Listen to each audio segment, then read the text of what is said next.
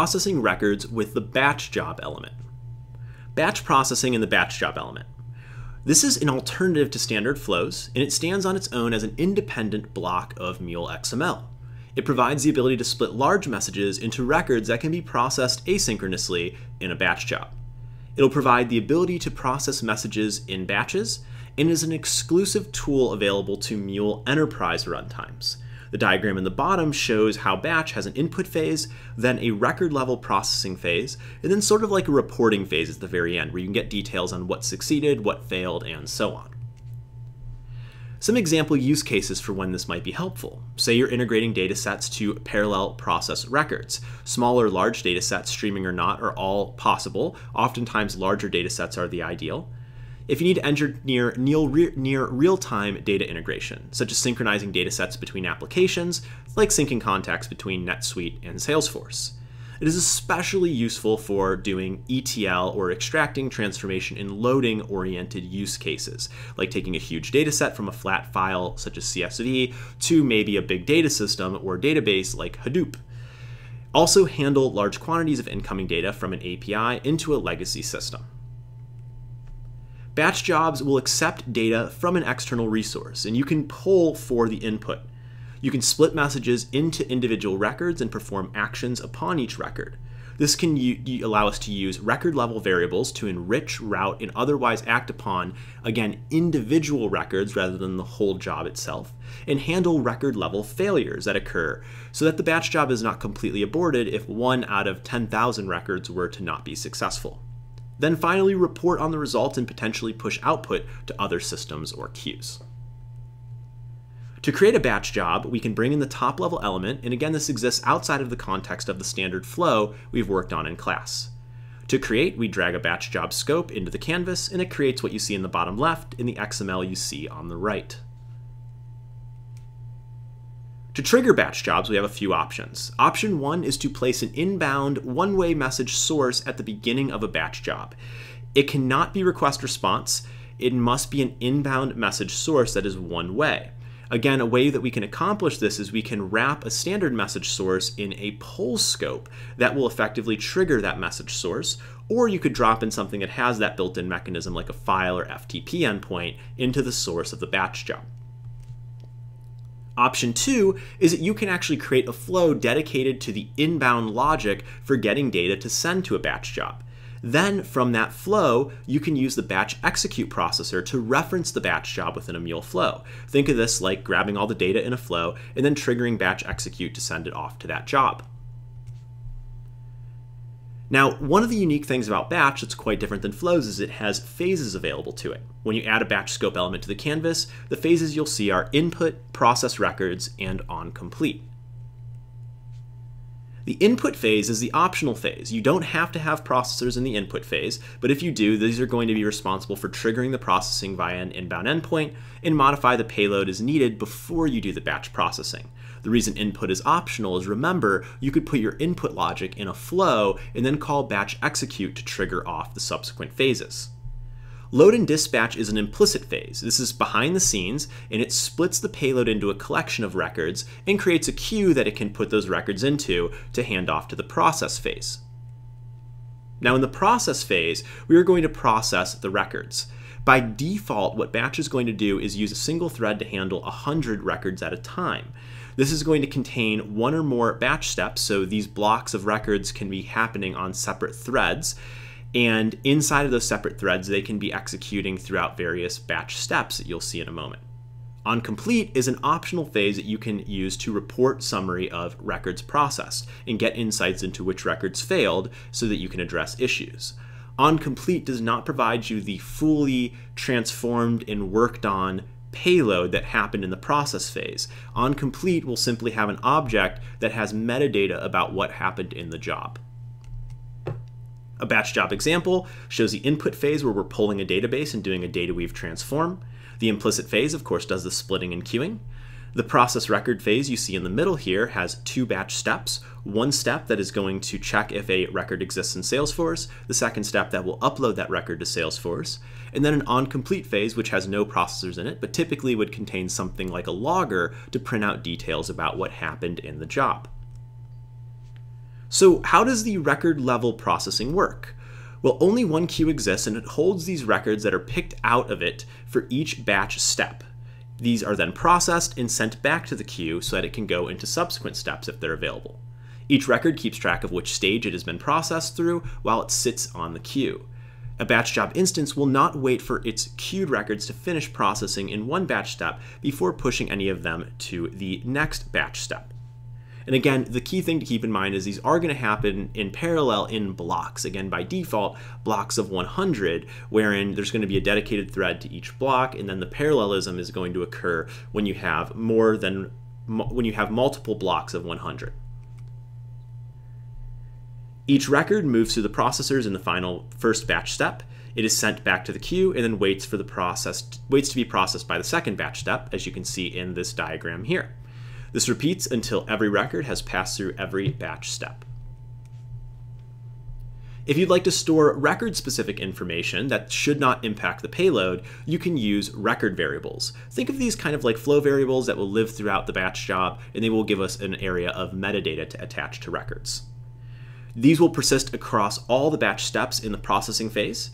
A flow variable is only going to persist in a single batch step. So if you were to add a flow variable onto a record, you'd be able to see it, but once you switch steps, that flow variable will not serialize into the queue and go on to the next processing phase, or processing step, I should say. This is commonly used to capture information about the record, and sometimes things like whether it already exists and so on. Reporting in the onComplete phase. The payload is a batch job result. Again, this means that the object in onComplete is not the final processed result set, but more so an object that defines what happened in the job, such as what was loaded, processed, successful, failed, and what the total records overall in the job were. Now, error handling is quite different in batch. Handling errors are allowed to happen on a record level.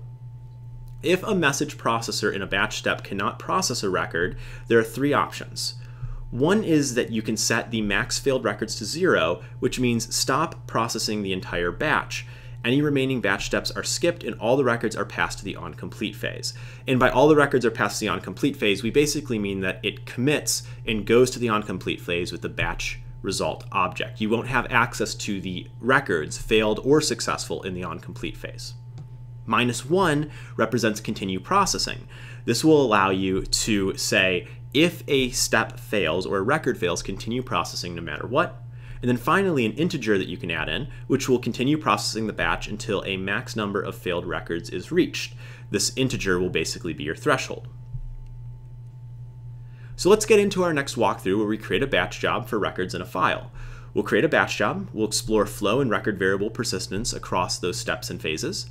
In the input phase, we'll check for the CSV file every second and convert them to a collection of objects. In the process record phase, we'll create 2 batch steps for setting and tracking variables. And in the onComplete phase, we'll look at the number of records processed and failed. And then finally, we'll look at the thread used to process each record in each step. Let's get started. Back inside of Anypoint Studio, we'll make sure that we are in the accounts XML. Let's now drag a batch scope to the very top of this project. We'll right-click and rename it to call it Get CSV Accounts Batch. And notice we have our input process records in onComplete phases.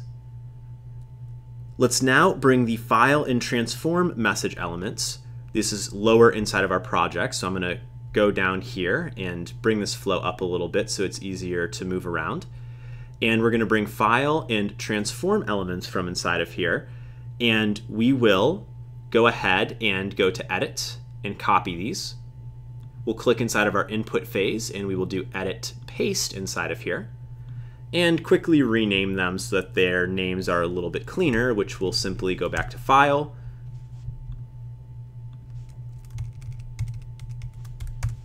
and then back to Transform Message.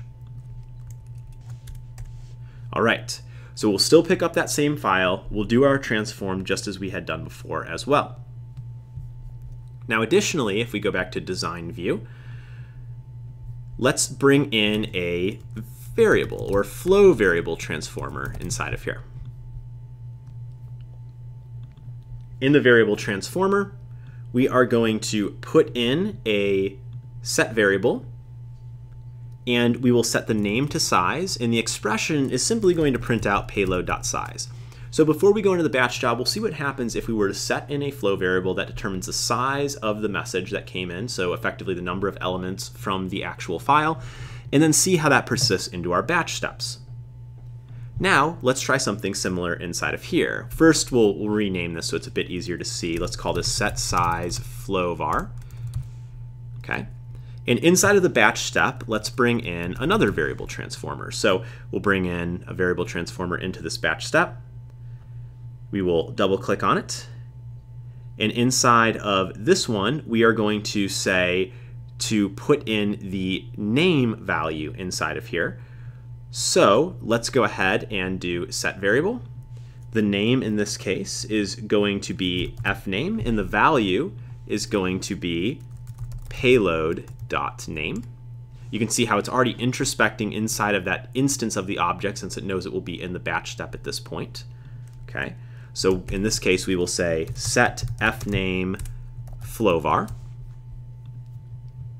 All right. And now we're going to bring in a record variable after that. And this record variable is going to be, if we do set record variable inside of here, we are going to put in our name inside of here. And for our name inside of here, we are going to set it up to also grab payload.name. And then at the end of this, once again after renaming it, so let's take a moment here to say set our name to record var. Okay. Then we'll bring a logger in so we can try to print this out here. So we'll put the logger in. And in the logger, let's go ahead and attempt to print out the R name that was picked up. So in this case, we will say record vars.rname. And just like flow vars, very similar access. We just go in with our expression, we put in record vars, call the R name. Again, as we had talked about and we'll see, the record var is something that should be able to go beyond just this step, while the flow var should stay local to it. Now, let's bring another batch step in. If we type in step in our palette and drag the batch step to the right of the existing step, this will make our batch step 2.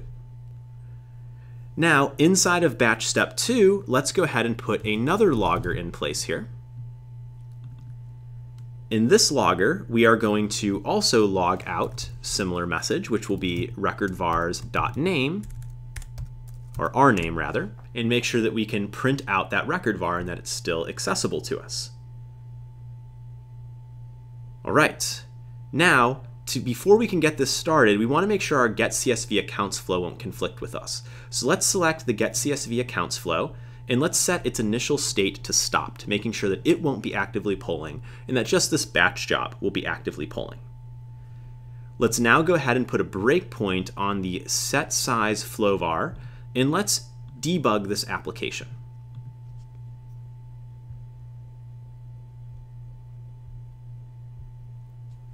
We'll hit yes to clearing application data, switching to debug perspective.